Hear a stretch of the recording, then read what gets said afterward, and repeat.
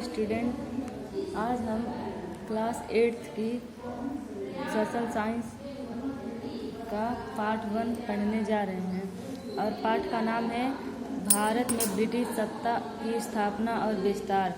मतलब भारत में ब्रिटिश की स्थापना कब और कैसे हुई थी और उनका विकास कैसे हुआ था। सिकंदर द्वारा भारत पर आक्रमण के समय भारत का इतिहास सतत संघर्ष का इतिहास रहा। जब सिकंदर ने भारत पर आक्रमण किया तो भारत का इतिहास बहुत संघर्षशील था।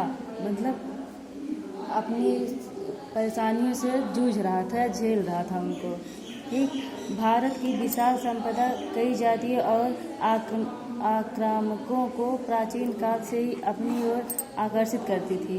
मतलब भारत को पहले सोने की चिड़िया कहा जाता था और भारत में बहुत सारी संपदा थी, इसलिए सभी व्यापारिक कंपनियों को वो अपनी ओर आकर्षित करती थी और उसको देख के वो उसे लूटना चाहते थे। ठीक, आकर्षित करती थी। शक, हूण व मंगोल आक्रमण इसके उदाहरण हैं और ये शक, हूण और मंगोल ने भारत की संप्रदायों के लिए भारत आक्रमण किए थे। और ये हूण व मंगोल आक्रमण के उदाहरण है कि ये भारत पर आक्रमण किए थे, पर इन आक्रमणकारियों में बहुत से या तो आक्रमण के बाद पराजित होकर वापस चले गए अथवा यहाँ के सामाजिक और सांस्कृतिक जीवन में घुल मिल गए। ठीक, आक्रमण किए लेकिन क्या हुआ कि कुछ तो पराजित होकर वापस चले गए और कुछ भारत की सामाजिक संस्कृतियों में घुल मिल के यहीं पे रहने लगे। ठीक, मतलब कोई उनसे विजय नहीं पाया। ठीक, मुगल आक्रमण के बाद भारत के बहुत बड़े भूभाग पर मुगल राज्य की स्थापना हुई। ठीक, और जब मुगल ने भारत पर आक्रमण किया तो भारत के बहुत बड़े भाग पर मुगल राज्य की स्थापना हुई, वह वो कर लिए। ठीक, मुगल काल में मुगल राजपूत, मुगल सिख और मुगल मराठा युद्ध भी हुए और इस मुगल काल में सिख मराठा युद्ध भी हुए भारत के साथ। ठीक, मुगलों के पश्चात यूरोप की शक्तियां भारत आईं और मुगल के पश्चात फिर क्या हुआ कि यूरोप यहाँ पे आक्रमण के लिए आया। ठीक, पुर्तगाली, डच, अंग्रेज और फ्रेंच उनमें प्रमुख थे और उन कंपनियों के मेन जो लीडर थे वो डच, अंग्रेज और फ्रेंच थे। ठीक है, व्यापार के पश्चात अपना राज्य स्थापित करने के लिए इनमें संघर्ष चलता रहा। ठीक, और वो दोनों अपने वो सोचता था कि मैं अपना राज्य स्थापित करूं भारत पे और दूसरा सोचता था मैं करूं, और इसी कारण दोनों में क्या हुआ, संघर्ष चल रहा था। ठीक है, अंततः भारत के बहुत बड़े भाग पर अंग्रेजों की सत्ता स्थापित हुई। ठीक, और धीरे धीरे लड़ते वो क्या किए कि भारत के ऊपर अपना कब्जा कर लिए तथा देसी रियासतों के संधियां कर उन्हें अपनी सर्वोच्च सत्ता के अधीन कर लिया। और क्या किया कि देसी जो वहाँ की भारत में जो देसी वो थी रियासतें थीं वहाँ उनसे मतलब मित्रता कर ली और मतलब अपना अधिकार दिखाने लगे। स्वतंत्रता प्राप्ति के लिए अंग्रेजी शासनकाल में सभी ने मिलकर संघर्ष किया।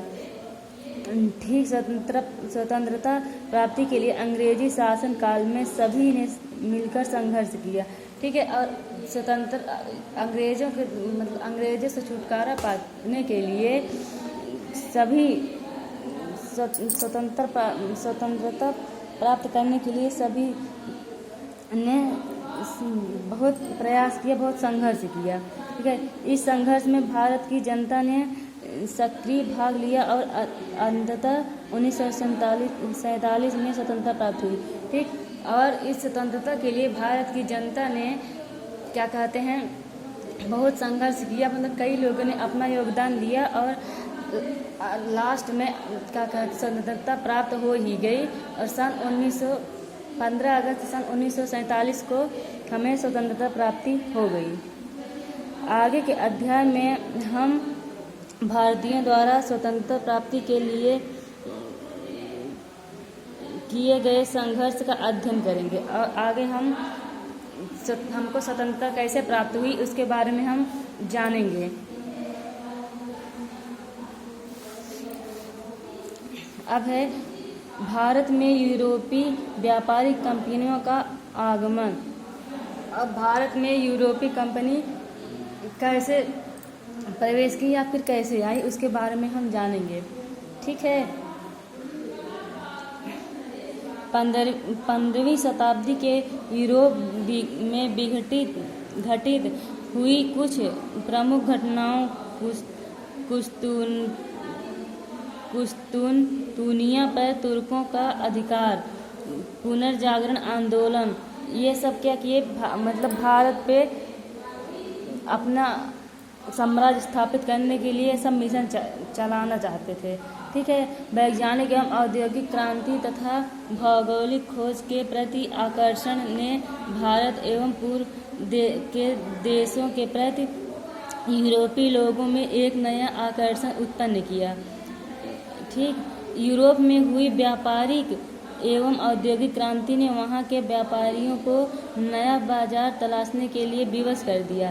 ठीक है। यूरोप में हुई व्यापारिक एवं औद्योगिक क्रांति ने वहाँ के व्यापारियों को नया बाजार तलाशने के लिए विवश कर दिया और जो व्यापारी यूरोप से आए हुए थे उनको अपना नया या दूसरा मार्ग ढूंढने के लिए यहाँ की जनता ने उन्हें विवश कर दिया कि वो यहाँ ना करें। ठीक है। पूर्व के लिए नवीन मार्गों की खोज का बीड़ा कोलंबस, वास्को डी गामा जैसे प्रसिद्ध नाविकों ने उठाया। ठीक है। मतलब इस लड़ाई को लड़ने के लिए एक मतलब यूरोपी था जिसका नाम था कोलंबस, वास्को डी गामा। वो मतलब इस संघर्ष के लिए बीड़ा उठाया मतलब तैयार हुआ। ठीक है। कोलंबस 1492 में अमेरिका, बार्थोलोमियो डाइज 1487 ईस्वी में आशा अंतरीप तथा वास्को डी गामा 1498 ईस्वी में क्या कहते हैं यहाँ पे अपना कब्जा करना चाहता था। ठीक। भारत के पश्चिम समुद्री तट कालीकट पहुंचा। कालीकट के राजा जामोरी ने उसका स्वागत किया। ये जो वास्को डी गामा था वो क्या किया कि भारत के पश्चिमी समुद्री तट कालीकट पहुंचा। ठीक है। और कालीकट के जो राजा थे, सम्राट थे जामोरी ने उनका और जामोरिन थे जो वहाँ के सम्राट, उन्होंने उसका स्वागत किया। ठीक है। और भारत में पुर्तगालियों का आगमन। फिर क्या हुआ इसके बाद यूरोपीय कंपनी के बाद भारत में कौन आया? पुर्तगालियाँ। ठीक है। 1498 ईस्वी में वास्को डी गामा के भारत आगमन ने यूरोपीय व्यापारियों के लिए भारत का द्वार खोल दिया। ठीक है। कब खोला? 1998 ईस्वी में। यूरोपीय व्यापारियों का भारत के राजा महाराजाओं ने भिन्न भिन्न कारणों से स्वागत किया।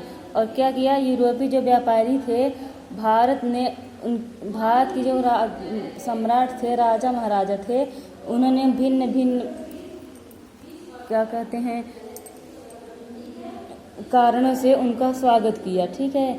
भारत में व्यापार के लिए सर्वप्रथम पुर्तगाली व्यापारी आए और सबसे पहले व्यापार के लिए भारत में कौन आया? पुर्तगाली व्यापारी। ठीक है। वास्को डी गामा के भारत आगमन से दोनों देशों के मध्य व्यापार के क्षेत्र में एक नए युग का आरंभ हुआ।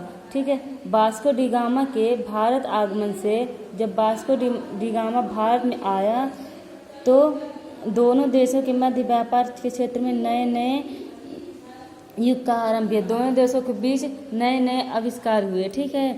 1500 ईस्वी में 13 जहाज़ों के बड़े बेड़े के साथ पेट्रो अल्वेरज क्रेवल भारत पहुंचा। और एक कितने जहाज़ों के साथ आया था? 1500 ईस्वी में 13 जहाज़ों के साथ भारत आया था। ठीक है, पुर्तगाली व्यापारियों ने भारत में कालीकट, गोवा, दमन, दीव एवं हुगली के बंदरगाहों पर व्यापारिक कोठियाँ स्थापित की। ठीक, पुर्तगालियों ने भारत में कहाँ कहाँ अपनी व्यापार की कोठियाँ स्थापित की? कालीकट, गोवा, दमन, दीव, हुगली के बंदरगाहों पर। ठीक है, पुर्तगालियों ने अपनी व्यापारिक कंपनियां या कोठियां स्थापित की थी।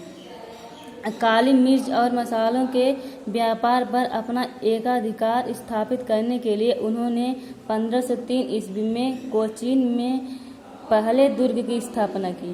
ठीक है, और अपनी काली मिर्च और मसालों का व्यापार स्थापित करने के लिए उन्होंने कोचीन में पहले दुर्ग की स्थापना की। ठीक है, 1505 ईस्वी में पुर्तगाल की सरकार ने फ्रांसिस्को द अल्मेडा को भारत में प्रथम पुर्तगाली वायसराय बनाकर भेजा।